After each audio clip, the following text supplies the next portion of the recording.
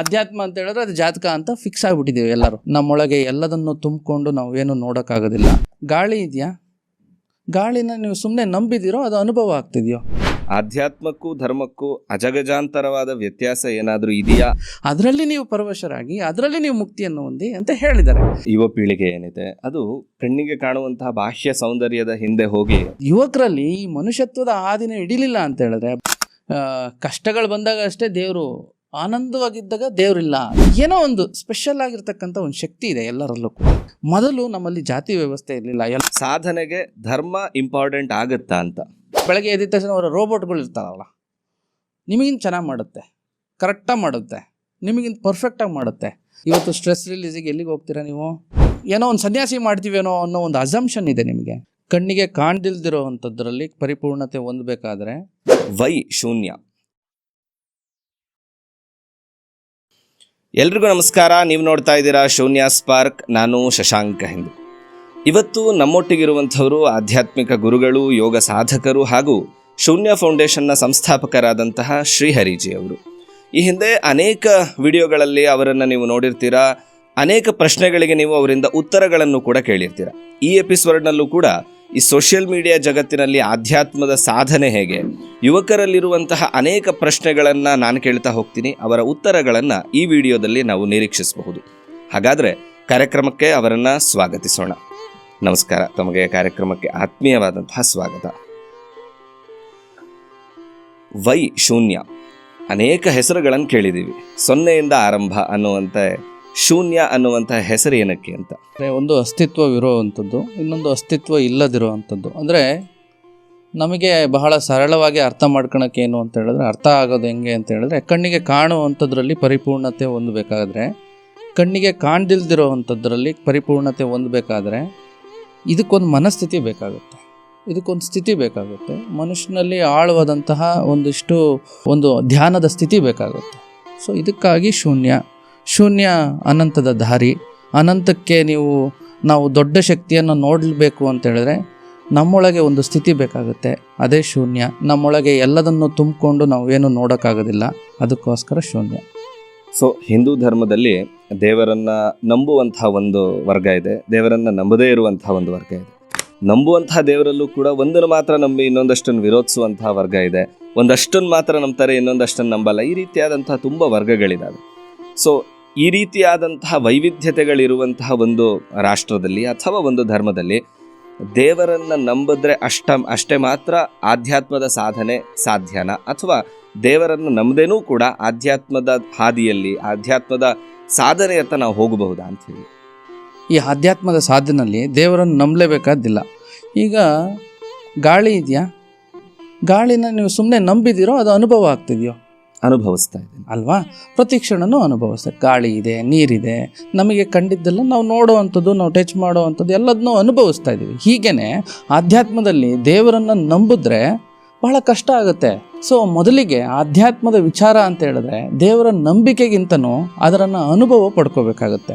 So ಈ ಅನುಭವಕ್ಕೆ ನಾವು ಬರ್ತಿಲ್ಲ, ಬರೀ ನಂಬಿಕೆನಲ್ಲಿ ನಾವು ಜೀವನ ಕಳೀತಾ ಇದ್ದೀವಿ. ಇವಾಗ ನಾವು ಯಾವುದನ್ನು ನಂಬಬೇಕಾಗುತ್ತೆ ಅಂತ ಹೇಳಿದ್ರೆ ನಮಗೆ ಕಣ್ಣಿಗೆ ಕಾಣ್ದಿಲ್ದಿರೋದನ್ನು ನಂಬಬೇಕಾಗುತ್ತೆ. ದೇವರು ಅನ್ನೋ ಒಂದು ದೊಡ್ಡ ಶಕ್ತಿ, ನಿಮ್ಮೊಳಗೂ ಒಂದು ಶಕ್ತಿ ಇದೆ. ಆ ಶಕ್ತಿನ ನಂಬೋ ಅವಶ್ಯಕತೆ ಇಲ್ಲ, ಅದನ್ನು ಅನುಭವಕ್ಕೆ ತಗೊಂಡ್ರೆ ದೇವರನ್ನ ನಂಬೋದೇ ಬೇಕಾಗಿಲ್ಲ.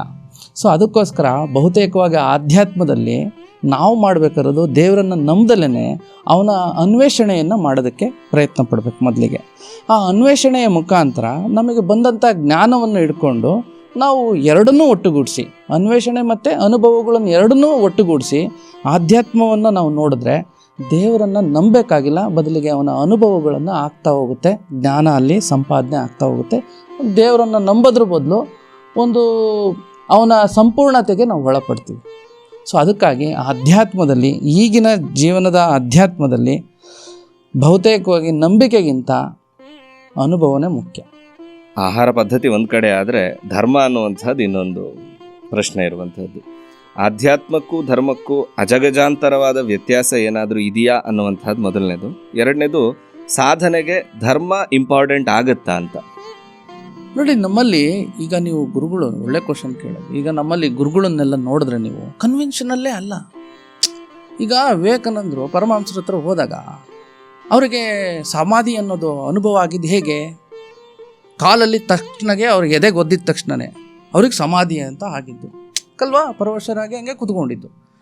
ಇದು ಕನ್ವೆನ್ಷನ್ ಅಲ್ಲ. ಈಗ ನಾನು ಯಾರಿಗಾರ ಗುರುಗುಳಿತಾಗಿ ಅವರು ಒದ್ದಿದ ತಕ್ಷಣವೇ ಅವ್ರಿಗೆ ಸಮಾಧಿಗೆ ಹೋಗುವಂತಹ ಏನಾರು ಕನ್ವೆನ್ಷನಲ್ ಮೆಥಡ್ ಈಗಿನ ಭಾರಿ ಕಷ್ಟ ಆಗಿದೆ. ಸೊ ಆವಾಗಿದ್ದಿದ್ದು ಯಾವುದು ಕೂಡ ಆಧ್ಯಾತ್ಮದ ಒಳಗಡೆ ಬರುವಂಥ ಯಾವುದೇ ಈ ಧರ್ಮ ವಿಚಾರವಾಗಿ ಕನ್ವೆನ್ಷನಲ್ ಆಗಿ ಇಲ್ಲ ಯಾವುದು ಕೂಡ. ಇದು ಹೀಗೆ ಆಗಬೇಕು ಅಂತ ಏನಿಲ್ಲ. ನಾವು ಈ ಆಧ್ಯಾತ್ಮ ಅನ್ನೋ ಪರ್ವತ ಅನ್ನೋ ಉತ್ತುಂಗದ ಶ್ರೇಣಿನಲ್ಲಿ ಕೂತಿದೆ.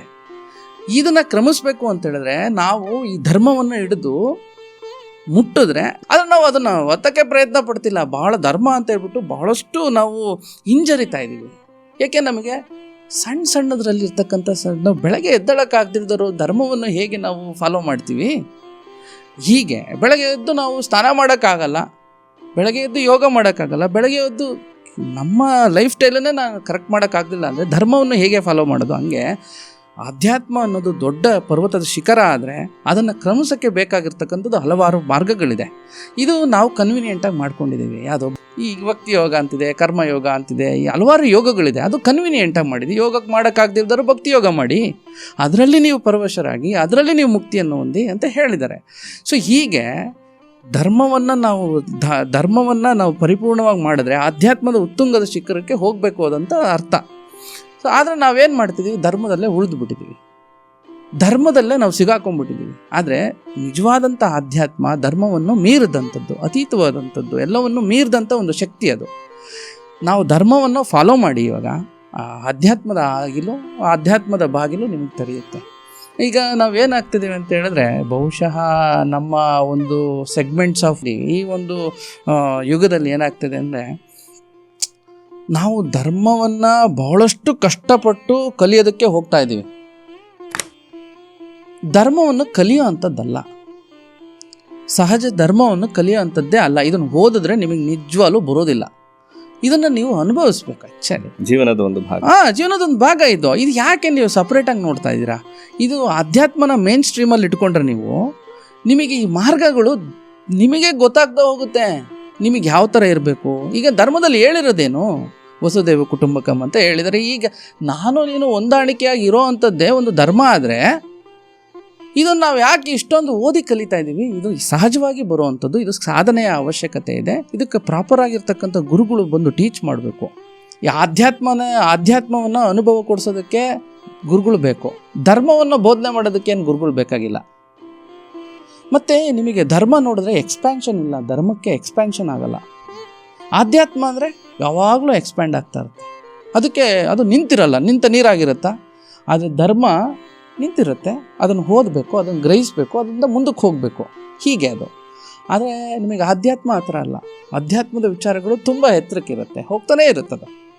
ಹಾಗಾಗಿ ಬಹಳಷ್ಟು ಅಜಗಜಾಂತರವಾದಂತಹ ಡಿಫ್ರೆನ್ಸಸ್ಗಳಿದ್ದಾವೆ ಇದರಲ್ಲಿ. ನನ್ನ ಮಟ್ಟಿಗೆ, ನನ್ನ ಅನುಭವದಲ್ಲಿ ನೀವು ನಿಮ್ಮ ಧರ್ಮವನ್ನು ಇಟ್ಕೊಂಡು ಧರ್ಮವನ್ನು ಫಾಲೋ ಮಾಡಿ ಆಧ್ಯಾತ್ಮದ ಉತ್ತುಂಗದ ಶಿಖರಕ್ಕೆ ಹೋದರೆ ತುಂಬ ಒಳ್ಳೆಯದು. ಇದೆಲ್ಲ ಧರ್ಮಗಳು ಎಲ್ಲವೂ ಕೂಡ ನಿಮ್ಮನ್ನು ಆಧ್ಯಾತ್ಮದ ಉತ್ತುಂಗದ ಶಿಖರಕ್ಕೆ ತಗೊಂಡು ಹೋಗ್ಬೇಕು. ಇಲ್ಲ ಅಂತೇಳಿದ್ರೆ ನೀವು ಕರೆಕ್ಟಾಗಿ ಫಾಲೋ ಮಾಡ್ತಿಲ್ಲ ಅಂತ ಅರ್ಥ. ಸೊ ಈಗಿನ ಯುವ ಪೀಳಿಗೆ ಏನಿದೆ ಅದು ಕಣ್ಣಿಗೆ ಕಾಣುವಂತಹ ಬಾಹ್ಯ ಸೌಂದರ್ಯದ ಹಿಂದೆ ಹೋಗಿ ಈ ಆಧ್ಯಾತ್ಮಿಕ ಜೀವನದಿಂದ ಹಿಂಸರಿತಾ ಇದ್ದಾರೆ.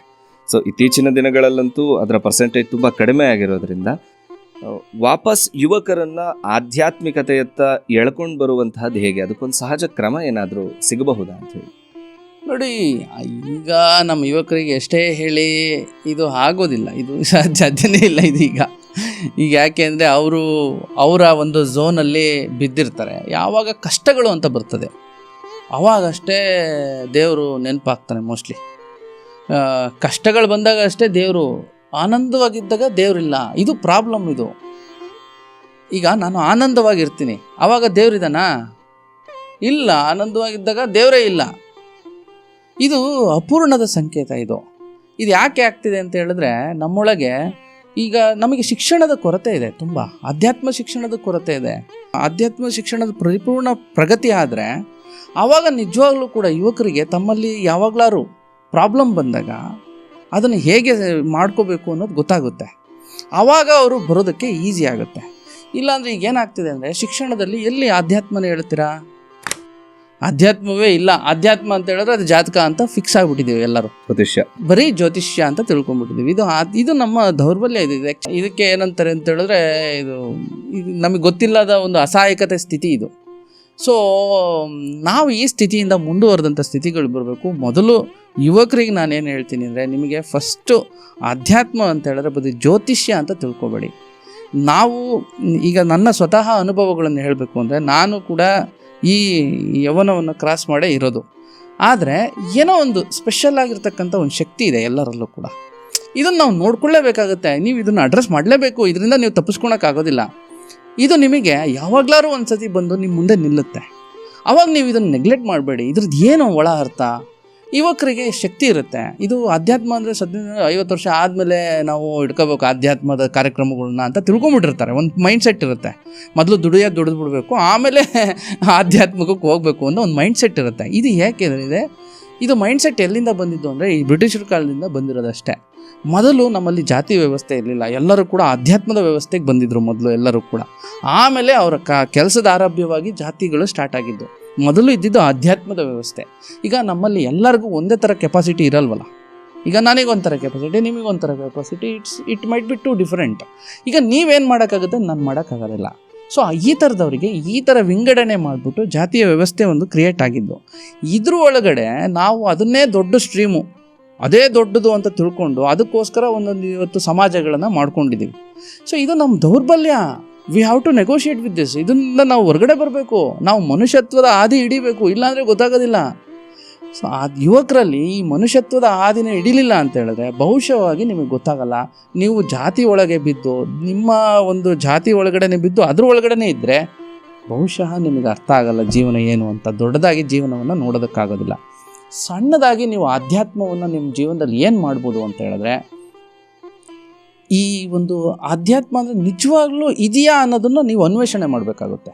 ನೀವು ಏನು ಮಾಡೋದು ಬೇಡ, ನಮ್ಮ ಕ್ಲಾಸಿಗೆ ಬನ್ನಿ, ಸುಮ್ಮನೆ ನೀವು ಕೂತ್ಕೊಳ್ಳಿ. ನಿಮ್ಮೊಳಗಿರ್ತಕ್ಕಂಥ ಶಕ್ತಿಯ ಅನುಭವ ನಿಮಗಾಗಲಿಲ್ಲ ಅಂದರೆ ನೀವು ಹೋಗ್ತಾಯಿರಿ. ಆಧ್ಯಾತ್ಮದ ವಿಚಾರಗಳು ನಿಮ್ಮ ಜೀವನಕ್ಕೆ ರಿಲೆವೆಂಟೇ ಅಲ್ಲ ಅನ್ನೋ ಒಂದು ಕನ್ಕ್ಲೂಷನಿಗೆ ಬಂದರೆ ನೀವು ಆಧ್ಯಾತ್ಮವನ್ನೇ ಮಾಡಬೇಡಿ. ನೀವು ಇದೇ ಥರ ಒಂಥರ ಬೆಳಗ್ಗೆ ಎದ್ದ ತಕ್ಷಣ ಅವರ ರೋಬೋಟ್ಗಳು ಇರ್ತಾರಲ್ಲ, ನಿಮಗಿಂತ ಚೆನ್ನಾಗಿ ಮಾಡುತ್ತೆ, ಕರೆಕ್ಟಾಗಿ ಮಾಡುತ್ತೆ, ನಿಮಗಿಂತ ಪರ್ಫೆಕ್ಟಾಗಿ ಮಾಡುತ್ತೆ. ಸೊ ಅದಕ್ಕೋಸ್ಕರ ಆಧ್ಯಾತ್ಮದ ವಿಚಾರಗಳನ್ನು ನೀವು ತಿಳ್ಕೊಬೇಕು ಅಂದರೆ ಮೊದಲು ಅನ್ವೇಷಣೆ. ನಿಮಗೆ ನಿಜವಾಗ್ಲೂ ಅದ್ರ ಬಗ್ಗೆ ತಿಳ್ಕೊಬೇಕು ಅಂದರೆ ಫಸ್ಟು ನೀವು ರಿಸರ್ಚ್ ಮಾಡಬೇಕು ಅದ್ರ ಬಗ್ಗೆ ಅನ್ನೋದೇ ನನ್ನ ವಾದ. ಅದಕ್ಕೋಸ್ಕರ ನೀವು ಒಂದಿಷ್ಟು ಆಧ್ಯಾತ್ಮದ ಕಾರ್ಯಕ್ರಮಗಳು, ಒಂದಿಷ್ಟು ಸ್ಟ್ರೆಸ್ ರಿಲೀಸ್ ಮಾಡುವಂತಹ ಒಂದಿಷ್ಟು ಕಾರ್ಯಕ್ರಮಗಳನ್ನ ಮಾಡಬೇಕಾಗುತ್ತೆ. ಇವತ್ತು ಸ್ಟ್ರೆಸ್ ರಿಲೀಸಿಗೆ ಎಲ್ಲಿಗೆ ಹೋಗ್ತೀರಾ ನೀವು? ಸ್ಟ್ರೆಸ್ ರಿಲೀಸಿಗೆ ಹಲವಾರು ಕಡೆ ಬಾರು, ಪಬ್ಬು ಅದಕ್ಕೆಲ್ಲ ಹೋಗಿ. ಈಗ ಇದೆಲ್ಲ ಏನು ದಾಸ್ಯದ ಒಂದು ನೆಲೆಗಳು.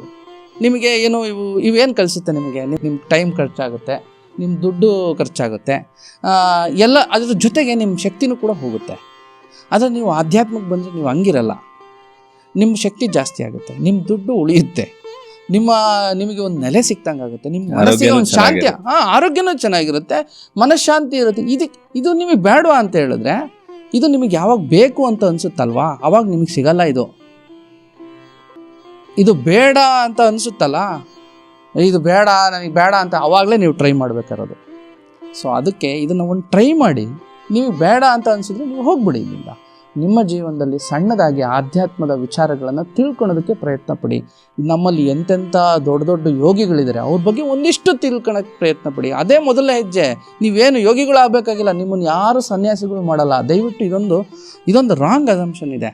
ನೀವು ಬಂದಿದ್ದ ತಕ್ಷಣವೇ ನಾನ್ ವೆಜ್ ಬಿಟ್ಬಿಡ್ಬೇಕು, ನೀವು ಬಂದಿದ್ದ ತಕ್ಷಣ ಆಧ್ಯಾತ್ಮದ ವಿಚಾರಗಳಲ್ಲಿ ಎಲ್ಲದೂ ಏನೋ ಒಂದು ಸನ್ಯಾಸಿ ಮಾಡ್ತೀವೇನೋ ಅನ್ನೋ ಒಂದು ಅಸಂಪ್ಷನ್ ಇದೆ ನಿಮಗೆ. ದಯವಿಟ್ಟು ಇಲ್ಲ, ಇದಲ್ಲ ಆಧ್ಯಾತ್ಮ ಅಂದರೆ. ನೀವು ಏನೂ ಆಗಬೇಕಾಗಿಲ್ಲ, ನಿಮ್ಮ ತನವನ್ನು ನೀವು ಪರಿಪೂರ್ಣವಾಗಿ ನೋಡೋ ಅಂಥ ಒಂದು ಅವಲೋಕನ ಇದು. ಅದಕ್ಕೆ ನೀವು ಟೈಮ್ ಕೊಟ್ಟರೆ ಭಾಳಷ್ಟು ಒಳ್ಳೆಯದಾಗುತ್ತೆ, ನಿಮ್ಮ ಜೀವನ ಸುಲಭ ಆಗುತ್ತೆ.